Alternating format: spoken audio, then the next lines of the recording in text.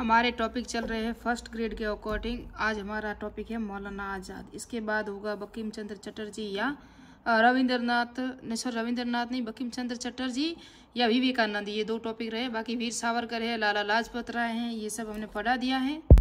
उसके बाद कुछ उद्देश्य का टॉपिक से जो पूर्व एग्जाम में आए हुए प्रश्न, उद्देश्य का टॉपिक से जितने आए हैं ना प्रश्न वो। उसके बाद मूल अधिकार टॉपिक से जितने भी प्रश्न आए ना, ये देखो आया अभी UR 2023 में भी प्रश्न आया था। तो जहाँ जहाँ मूल अधिकार टॉपिक से प्रश्न आए हैं, ये ऐसा ही एग्जाम आया था 2022 में, यह आया है 2023 में JLO में। मूल अधिकार के बाद ये नीति निर्देशक तत्व, तो यहाँ से जो देखो 2023 में भी आया, ये 2022 में भी आया, सेकंड ग्रेड के 12 में भी आया, 11 में भी आया, ये भी आया देखो 2023 में सेकंड ग्रेड में, और हेडमास्टर परीक्षा में भी आया। तो जितने प्रश्न आया ना, ये मैं एक एक टॉपिक से जो पूर्व एग्जाम के प्रश्न है ना वो करवाऊंगी। और मूल अधिकार, नीति निर्देशक तत्व, उद्देशिका और ये सब, इन सब से टॉपिक से मैं MCQ को भी करवाऊंगी। लेकिन पहले मौलाना कलाम कर लेते हैं। बाकी का कितना वीडियो होता है। मौलाना कलाम, इनका जन्म मक्का उस्मानी साम्राज्य में हुआ, मृत्यु इनकी दिल्ली भारत में हुई, और इनको संवादों का देवता कहा जाता है। अबुल कलाम आज़ाद या अबुल कलाम गुलाम मुहिउद्दीन पूरा नाम था इनका। और 11 नवंबर 1888 को इनका जन्म हुआ, और मृत्यु इनकी हुई 22 फरवरी 1958 को हुई थी। तो 11 नवंबर को राष्ट्रीय शिक्षा दिवस भी मनाया जाता है, ये भी याद रखना, राष्ट्रीय शिक्षा दिवस। वे लेखक, पत्रकार, स्वतंत्रता सेनानी, 1905 में बंग का विरोध भी किया। इनके सहयोगी अरविंद घोष और श्याम सुंदर चक्रवर्ती थे। ऑल इंडिया मुस्लिम लीग की विचारधारा से ये कोई खारिज करते थे कि अलग हमें नहीं होना है। और अरविंद घोष वाला बता दिया। समाचार पत्र, इनका समाचार पत्र था अल हिलाल। 1912 में उर्दू समाचार पत्र प्रारंभ किया, अंग्रेजों ने इसे बंद करवा दिया। अल विभाग है ना, अल विलाग, इसमें अपने विचारों को प्रकाशित करते थे। 1920 में भारतीय राष्ट्रीय कांग्रेस में शामिल हुए, और 1923 में 35 वर्ष की आयु में ही, यानी कि सबसे कम आयु में ये अध्यक्ष बने थे, राष्ट्रीय कांग्रेस के अध्यक्ष बने थे। और धारासन सत्याग्रह में अहम क्रांतिकारी थे, इंकलाबी थे। स्वतंत्रता के दौरान लगभग 8 साल जेल रहे। जवाहरलाल नेहरू पढ़ाया मैंने आपको। लाला लाजपत राय, जवाहरलाल नेहरू कितनी बार जेल गए थे, सुभाष चंद्र बोस कितनी बार जेल गए थे, भीमराव अम्बेडकर कौन सी संतान थी, और उनकी जो पुस्तकें वगैरह पूरी प्ले लिस्ट भी बनाई हुई है मैंने, फर्स्ट ग्रेड के राष्ट्रीय आंदोलन के नेता, जहां मैंने सारे पढ़े हुए। 1945 में शिमला वार्ता में भी थे। स्वतंत्र भारत में प्रथम शिक्षा मंत्री थे। तो प्रथम शिक्षा मंत्री कौन थे स्वतंत्र भारत के? तो मौलाना आज़ाद थे। और उसके बाद राजगोपालाचारी बनेंगे। और हमने देखा था कि प्रथम गृह मंत्री कौन थे, भारत के प्रथम उप प्रधानमंत्री कौन थे, भारत में प्रथम रियासत विभाग की स्थापना किसने की थी? तो सरदार वल्लभ भाई पटेल, जिसका वीडियो मैंने कल परसों ही बनाया है, आपको पता हो तो। 11 नवंबर को राष्ट्रीय शिक्षा दिवस मनाया जाता है, क्योंकि फर्स्ट ग्रेड और सेकंड ग्रेड में इन आंदोलनों के प्रति ज्यादा एग्जाम में MCQ आते हैं। और ये टॉपिक दिए हुए हैं ना फर्स्ट ग्रेड में, तो GK पेपर का है। गांधी जी के साथ नमक सत्याग्रह 12 मार्च 1930 से 6 अप्रैल 1930 तक, ये भी साथ में थे। 24 दिवसीय कार्य था। इसी दिन 12 मार्च 1930 को सवैया अवज्ञा आंदोलन 2 वर्ष तक चला था। और 1923 में 1940 से 46 तक कांग्रेस पार्टी के अध्यक्ष रहे, लगातार 5 साल तक। कौन रहे थे? मौलाना कलाम। विभाजन के कट्टर विरोधी थे, हिंदू मुस्लिम एकता के समर्थक थे। उन्होंने उर्दू, फारसी और अरबी भाषा का व लिखते थे। इन्होंने निःशुल्क शिक्षा, भारतीय शिक्षा पद्धति, उच्च शिक्षा संस्थानों की स्थापना में योगदान दिया। इन्होंने भारतीय प्रौद्योगिकी संस्थान IIT विश्वविद्यालय अनुदान की स्थापना का श्रेय भी इन्हें को जाता है। 1953 में संगीत नाटक अकादमी, 1954 में साहित्य अकादमी और ललित कला अकादमी की स्थापना भी अबुल कलाम को जाता है, इन्होंने ही की थी। इनकी पुस्तकें आत्मकथा थी इंडियन विंग्स फ्रीडम, 1959 में प्रकाशित हुई। गुब्बारे खातिर हिज्र ओ वस्ल, ये भी इनकी पुस्तक थी, आपको नाम दिख रहा होगा। और खतवाल आज़ाद, हमारी आज़ादी और तज़करा, ये भी वेरी इंपॉर्टेंट है, परीक्षा में आ चुकी है। कुरान का उर्दू व अंग्रेजी में अनुवाद किया। 1972 92 में भारत रत्न मिला था इनको मरणोपरांत। परिभाषा, दिल से दी गई शिक्षा समाज में क्रांति ला सकती है, ये इन्होंने कुछ वाक्य कहे थे। किसने? अबुल कलाम ने। और ये भीमराव अम्बेडकर, ये तो मैंने पढ़ा दिया, इसके सारे नोट्स दे दिए आप। मैं उद्देशिका के कुछ MCQ करवा लूँ, क्योंकि परीक्षा में बार बार आते हैं। भारत के संविधान की प्रस्तावना में दिए गए आसमानों का सही क्रम क्या है?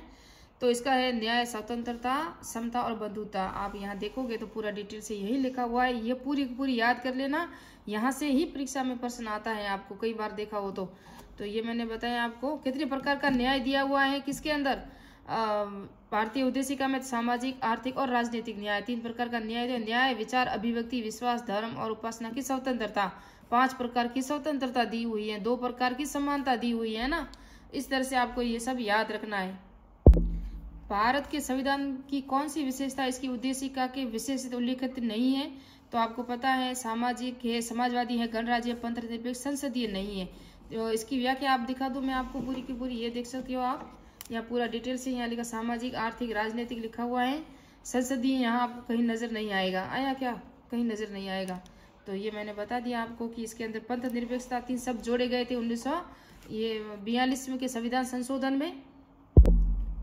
समाजवादी, पंथ निरपेक्ष, लोकतांत्रिक यानी गणराज्य बनाने के लिए, यानी कि प्रभुत्व संपन्न, ये 3 प्रकार के दिए हुए ना। और भारत के संविधान की प्रस्तावना में कौन सी विशेषता नहीं है? पंथ निरपेक्षता, संघीय शासन, राजनीतिक न्याय, प्रतिष्ठा की समानता। तो संघीय शासन है ना, ये नहीं है। पंथ निरपेक्षता है, राजनीतिक न्याय, प्रतिष्ठा, मैंने बिना प्रतिष्ठा और अवसर की समानता 2 प्रकार की दी हुई है। समानता, पंथ निरपेक्ष, अखंडता और गणराज्य, ये सब क्या है? लोकतांत्रिक, समाजवादी, पंथ निरपेक्ष, 3 प्रकार के है ना। अभी ये 42 संविधान संशोधन 1976 में जोड़े गए थे। और राजनीतिक न्याय भी है, 3 प्रकार के न्याय दिए हुए। मैंने बताया था आपको कि राजनीतिक, आर्थिक और सामाजिक 3 प्रकार के न्याय भी हमारी उद्देशिका में या प्रस्तावना में दिए हुए हैं। संघीय शासन का कहीं भी उल्लेख नहीं मिलता है। भारत में संविधान की उद्देशिका में कौन सा शब्द नहीं दिया गया है? तो यहाँ उपासना है, विश्वास है, धर्म है, भाषा नहीं है। क्यों? आपको पता हो तो देखो, विश्वास, उपासना और धर्म की, ये आप मैं बता दूं, यहाँ आपको नजर आता होगा, ये पूरी प्रस्तावना है। या विश्वास, धर्म और उपासना की स्वतंत्रता, मैंने कहा 5 प्रकार की स्वतंत्रता, 3 प्रकार की न्याय, 2 प्रकार की समानता दी हुई है हमारे प्रस्तावना या किसके अंदर? उद्देशिका में। ये 2014 में आया था फर्स्ट ग्रेड में। भारतीय संविधान की उद्देशिका किन किन शब्दों का प्रयोग किया जाता है? तो लोग, नागरिकों, लोग और नागरिक दोनों, नहीं, दोनों का किया जाता है। लोगों का भी है, नागरिकों का भी है। यहाँ हम वापस आएंगे प्रस्तावना पे, ये देखो, हम भारत के लोग, भारत को पर संपूर्ण प्रभुत्व संपन्न, और गणराज्य भी लिखा हुआ है, लोकतांत्रिक, समाजवादी पूरा, और नागरिकों को यहाँ लिखा होगा, देखो एकता, और ये भी लिखा हुआ है, यहाँ लिखा हुआ है। तो नागरिकों के लिए तो ये है ही। तो लोग और नागरिक दोनों को शब्द का आया हुआ है वर्णन, लेकिन उसका नहीं है। किसका नहीं है? यह है ना, समस्त नागरिकों का। लोगों का भी आया, नागरिकों का भी आया। ये प्रश्न आया है RS में, आया था 2013 में। संविधान की उद्देशिका में स्वतंत्रता से संबंधित शब्दों का सही क्रियापद कौन सा है? विश्वास, विचार, अभिव्यक्ति, उपासना और धर्म की स्वतंत्रता। तो मैंने कहा 5 प्रकार की स्वतंत्रताएं दी हुई है। विचार, अभिव्यक्ति, विश्वास, धर्म और उपासना। विश्वास, धर्म और उपासना। तो विश्वास, धर्म और उपासना आई गई, और उससे पहले कौन सा है? विचार और अभिव्यक्ति। तो यही राइट है। इसका आपको कर्म याद रखना है, कई बार यहाँ दिखा होगा। तो यहाँ आंसर 2 देखो, आप देख सकते हो, ये 2 राइट ही है। और यहाँ आपको मैं पूरा प्रूफ ही बता दूं, देखो पूरी लाइन आपको याद करनी पड़ेगी। देखो, विचार, अभिव्यक्ति, विश्वास, धर्म और उपासना की स्वतंत्रता, ये पूरी है ना प्रस्तावना है। तो ये देखो, विचार, अभिव्यक्ति, विश्वास, धर्म और उपासना की स्वतंत्रता है। मैंने कहा यही राइट है। उद्देशिका में शामिल स्वतंत्रता में शामिल नहीं है। ये हेडमास्टर 2011 में आया था। और ये आजीविका की स्वतंत्रता नहीं है। विश्वास, विचार, उपासना 3 प्रकार की है। भारत के संविधान की उद्देशिका में किस स्वतंत्रता का वर्णन नहीं है? तो ये हमने पढ़ा है, नैतिकता का नहीं है। विचार, विश्वास और उपासना तीनों का है। भारत के संविधान की प्रस्तावना के अनुसार कौन सा शब्द शामिल नहीं है? बंधुता, स्वतंत्रता, समानता और न्याय। तो यहाँ बंधुता, ये प्रश्न गलत है, क्योंकि बंधुता भी है।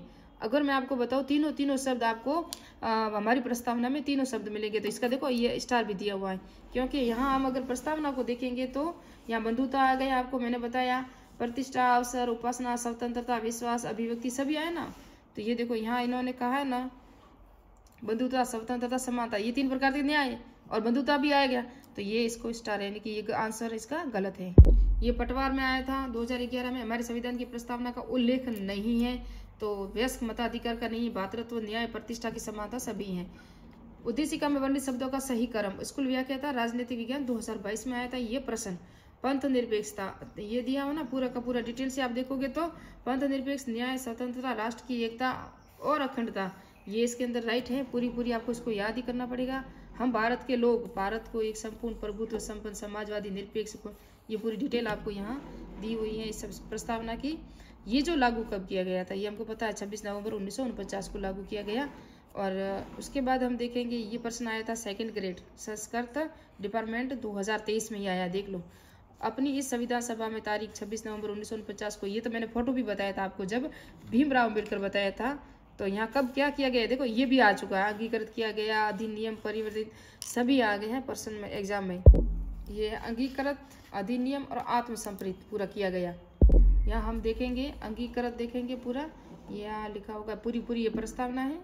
ये अंगीकृत, अधिनियमित, आत्म अर्पित किया गया, ये पूरी की पूरी प्रस्तावना मैंने आपको बता दी। देखा पूरी प्रस्तावना है।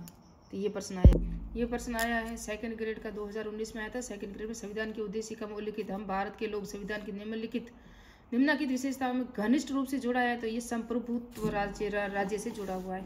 इसकी व्याख्या भी आप देख सकते हो। संविधान की प्रस्तावना में भारत ये पटवारी में आया था। तो यह ना, इसका तो एक आपको पता है, एक प्रभुत्व संपन्न समाजवादी पंथ निरपेक्ष लोकतांत्रिक गणराज्य, ये मैंने पूरी लाइन बता दी आपको। भारत एक गणराज्य है क्योंकि ये प्रश्न आया था फर्स्ट ग्रेड और सेकंड ग्रेड दोनों में आया 2014 में, क्योंकि राष्ट्रपति निर्वाचित होता है। गणराज्य से तात्पर्य है कि भारत में राष्ट्राध्यक्ष क्या निर्वाचन होता है, न कि ये वंशानुगत होता है। एक पर्सन ने ये लास्ट में बताऊंगी अभी स्कूल व्याख्या था, और सेकंड ग्रेड दोनों में 2023 में आया हुआ है कि भारत में संविधान की उद्देशिका की कौन सी विशेषता निर्वाचित राष्ट्रपति द्वारा रेखांकित की जाती है। तो ये भी क्या है, गणराज्य है। ये आप पूरी डिटेल से देख सकते हो। तो मिलते हैं नेक्स्ट पार्ट में, और नेक्स्ट में हम मूल अधिकार के MCQ भी करेंगे और बंकिम चंद्र चटर्जी का भी शायद पूरी डिटेल से देने की कोशिश करूंगी। मिलते हैं नेक्स्ट पार्ट में।